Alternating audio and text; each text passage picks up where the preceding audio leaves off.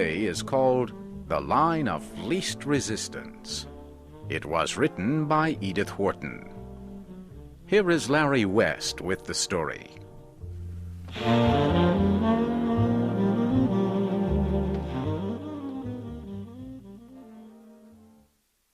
Mr. Minden returned home for lunch.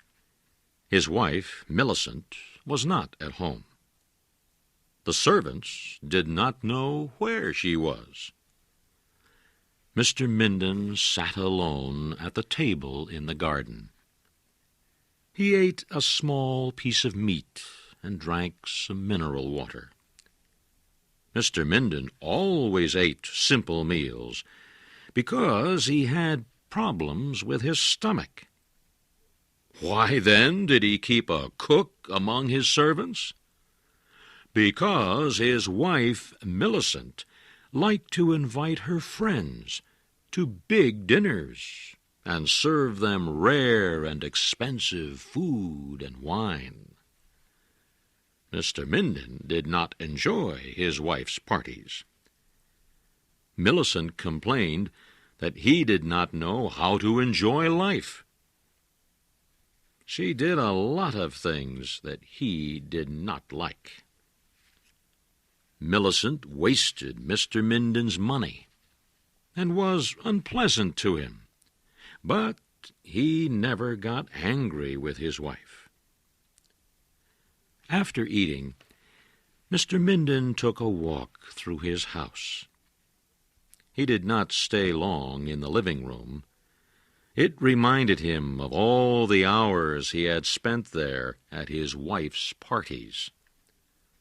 The sight of the formal dining room made him feel even more uncomfortable. He remembered the long dinners where he had to talk to his wife's friends for hours. They never seemed very interested in what he was saying. Mr. Minden walked quickly past the ballroom where his wife danced with her friends. He would go to bed after dinner, but he could hear the orchestra playing until 3 in the morning. Mr. Minden walked into the library. No one in the house ever read any of the books, but Mr. Minden was proud to be rich enough to have a perfectly useless room in his house. He went into the sunny little room where his wife planned her busy days and evenings. Her writing table was covered with notes and cards from all her friends. Her wastepaper basket was full of empty envelopes that had carried invitations to lunches, dinners, and theater parties. Mr. Minden saw a letter crushed into a small ball on the floor. He bent to pick it up. Just as he was about to throw it into the wastepaper basket, he noticed that the letter was signed by his business partner, Thomas Antrim. But Antrim's letter to Mr. Minden's wife was not about business. As Mr. Minden read it, he felt as if his mind was spinning out of control. He sat down heavily in the chair near his wife's little writing table. Now the room looked cold and unfamiliar. "Who are you?" the walls seemed to say. "Who am I?" Mr. Minden said in a loud voice. "I'll tell you who I am. I am the man who paid for every piece of furniture in this room. If it were not for me and my money, this room would be empty." Suddenly, Mr. Minden felt taller. He marched across his wife's room. It belonged to him, didn't it? The house belonged to him, too. He felt powerful. He sat at the table and wrote a letter to Millicent. One of the servants came into the room. "Did you call, sir?" he asked. "No," Mr. Minden replied. "But since you are here, please telephone for a taxicab at once." The taxi took him to a hotel near his bank. A clerk showed him to his room.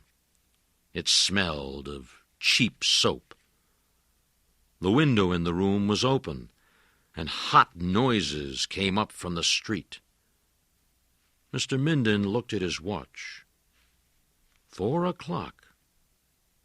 He wondered if Millicent had come home yet and read his letter.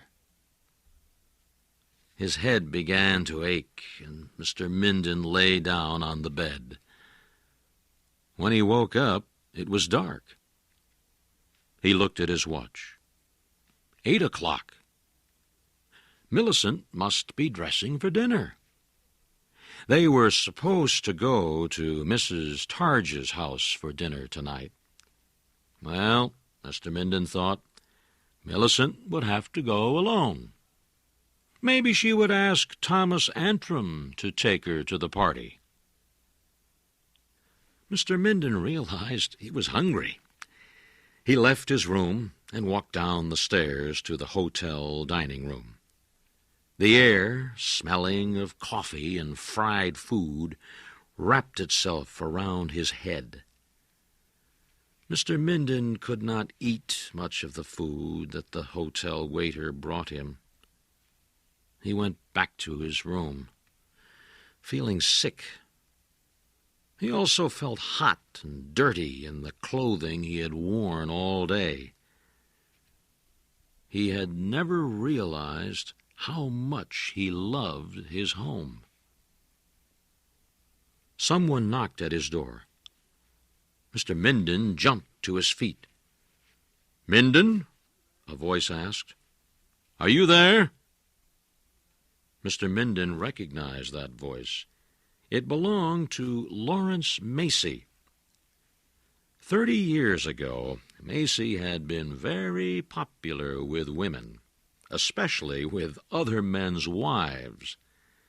As a young man, he had interfered in many marriages. Now, in his old age, Lawrence Macy had become a kind of marriage doctor. He helped husbands and wives save their marriages. Mr. Minden began to feel better as soon as Lawrence Macy walked into his hotel room. 2 men followed him. One was Mr. Minden's rich uncle, Ezra Brownrigg. The other was the Reverend Dr. Bonifant, the minister of St. Luke's Church, where Mr. Minden and his family prayed every Sunday. Mr. Minden looked at the 3 men and felt very proud that they had come to help him. For the first time in his married life, Mr. Minden felt as important as his wife Millicent. Lawrence Macy sat on the edge of the bed and lit a cigarette. "Mrs. Minden sent for me," he said. Mr. Minden could not help feeling proud of Millicent.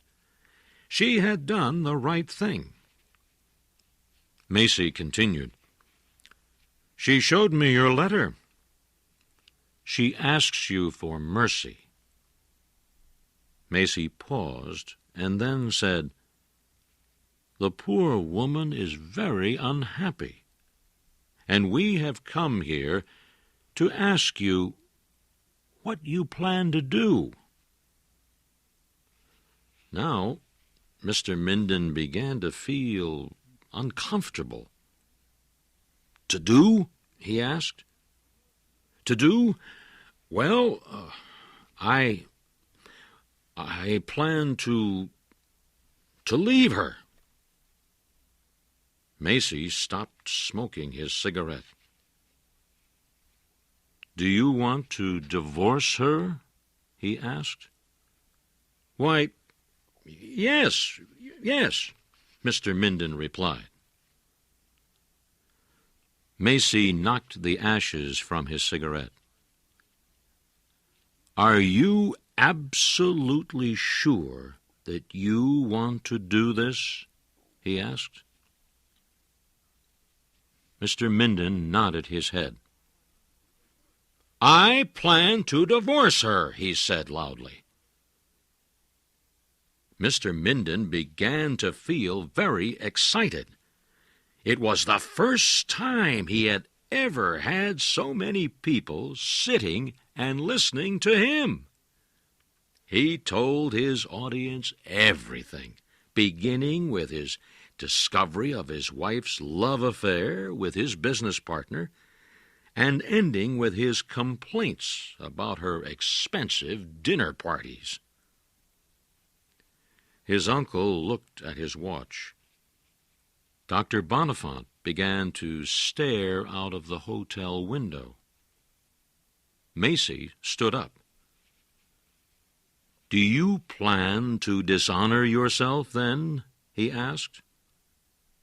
"No one knows what has happened.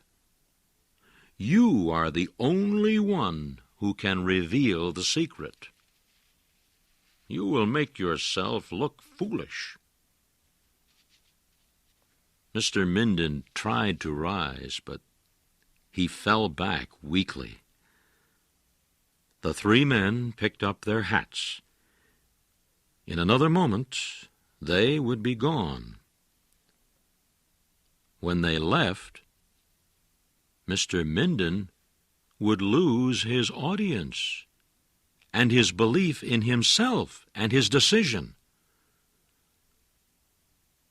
"I won't leave for New York until tomorrow," he whispered. Lawrence Macy smiled. "Tomorrow will be too late," he said. "Tomorrow, everyone will know you are here." Macy opened the hotel room door. Mr. Brownrigg and Dr. Bonifant walked out of the room. Macy turned to follow them when he felt Mr. Minden's hand grab his arm. I will come with you," Mr. Minden sighed. It's for the children." Lawrence Macy nodded as Mr. Minden walked out of the room. He closed the door gently.